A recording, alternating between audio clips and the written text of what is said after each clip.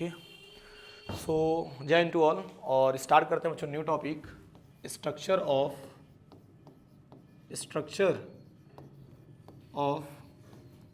Carbonyl group, structure of carbonyl group. Okay, खूब ध्यान से मेरी बातों को समझना बच्चों।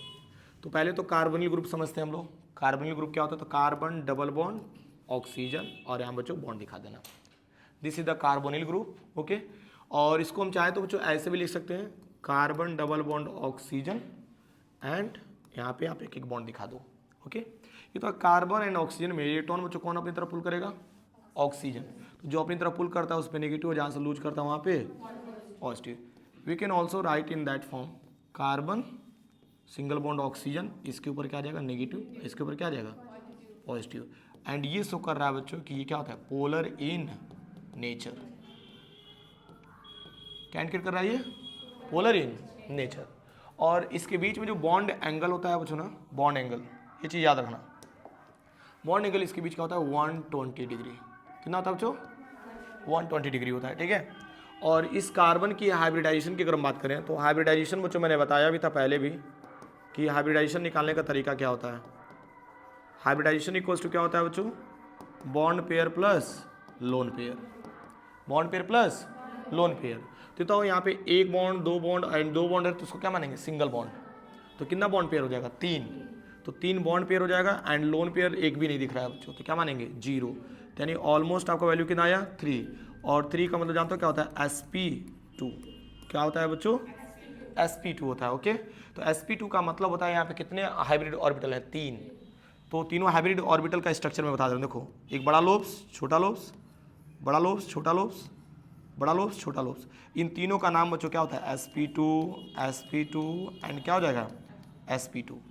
ठीक है, ये सारी बात किसकी हुई है बच्चों? कार्बन की हुई है। ठीक है, चलो एक और तरीका है बच्चों जिससे हम लोग समझ सकते हैं। मान लो कार्बन है, एटॉमिक नंबर कितना होता है? 6। तो यहाँ पे लिख सकते हो 1s2, 2s2, 2p2। ठीक है, तो ये बताओ 1s2, 2p, 2s2, 2p2 में यहाँ पे देखा जाता है तो फुलफिल है। लेकिन अगर पी सबसेल की अगर हम बात करें तो देखोगे 1 2।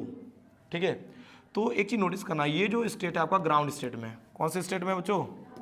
ग्राउंड स्टेट में। ठीक है ना, और ग्राउंड स्टेट की बात करेंगे हम लोग तो इसके अकॉर्डिंग बच्चों कितना बॉन्ड बना सकता है? मात्र 2, क्योंकि जितना अनपेयर्ड उतना बॉन्ड बनेगा। तो इस इलेक्ट्रॉन को हम लोग जंप करा दिए कहाँ? नेक्स्ट सबसेल में। तो ये एक्साइटेड स्टेट वाला टर्म्स हो जाएगा। ध्यान देना बच्चों, एक्साइटेड स्टेट। तो एक्साइटेड स्टेट में क्या होता है? मान लो ये भी आपका सबसेल खाली हो गया, और बाकी इसकी बात करेंगे बच्चों तो 1 2 और एक और इलेक्ट्रॉन इसमें भी आ जाएगा ना, क्योंकि जम करके यहाँ पे चला गया तो। ठीक है, और यहाँ पे हाइब्रिडेशन हम लोग निकाले भी हैं, तो इसके अकॉर्डिंग देखा जाए तो एक S पार्टिसिपेट करेगा एंड 2 P, तो क्या बना दिया? sp2 बना रहा है बच्चों। सुन पा रहे हो ना? तो एक हमारा P सबसेल बच्चों पार्टिसिपेट नहीं कर रहा है, तो पार्टिसिपेट नहीं कर रहा है। सेम ऐसे ही अगर हम ऑक्सीजन की बात करेंगे, ध्यान देना बच्चों, एक सबसेल हमारा पार्टिसिपेट नहीं कर रहा है। वैसे ऑक्सीजन की बात कर लें तो ऑक्सीजन का एटॉमिक नंबर कितना होता है? 8। तो 1s2, 2s2 and 2p4। Okay, तो इसके अकॉर्डिंग अगर देखा जाए तो p सबसेल में कितने बॉक्स रहते हैं? 3। तो देखो ना, 1 2 3 4, ये तो कितने अनपेयर्ड इलेक्ट्रॉन्स मिल रहे हैं? 2। ठीक है, और ये रीजन भी एक बच्चों कितना बॉन्ड बनाता है? ऑक्सीजन 2 बॉन्ड बनाता है। ठीक है, देखो ना, ऑक्सीजन कितना बॉन्ड बनाया है? 2 बॉन्ड बनाया है। ठीक है, नहीं कार्बन कितना बॉन्ड बनाता है? 4 बॉन्ड बनाता है। ठीक है, तो इस पॉइंट ऑफ व्यू से अगर देखा जाए तो इसका स्ट्रक्चर देखो तो क्या बन रहा है। नेक्स्ट ध्यान देना, बहुत इंटरेस्टिंग भी है और इंपॉर्टेंट भी है बच्चों। ठीक है, इसका स्ट्रक्चर मैं यहाँ पे बता दे रहा हूँ। कार्बन, ये तो कार्बन के पास कितने हाइब्रिड ऑर्बिटल हैं? 3। तो देखो, एक यहाँ पे देखो, ये बड़ा लोब्स, छोटा लोब्स, बड़ा लोब्स, छोटा लोब्स, बड़ा लोब्स, छोटा लोब्स। छोटा लोब्स को दिखाने की जरूरत नहीं होती है। ओके, एंड ये बताओ इसके पास एक वैकेंट, आपका एक अनपेयर्ड इलेक्ट्रॉन्स बच रहा है ना, तो इसके लिए क्या बना लेना? Dumbbell shape. क्या बना लेना?